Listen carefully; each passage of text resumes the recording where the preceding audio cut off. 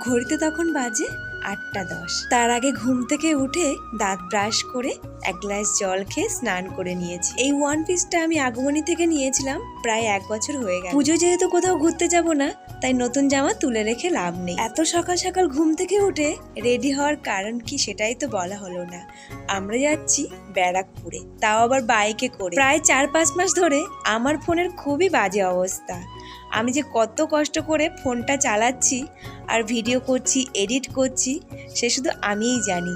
আমার বর তো আমার ফোন থেকে কিছুই দেখতে পায় না। এর আগেও এই সমস্যাটা দেখা দিয়েছিল, তখনও ফ্রিতে সারিয়ে দিয়েছিল আর আজও ফ্রিতে সারিয়ে দিয়েছে।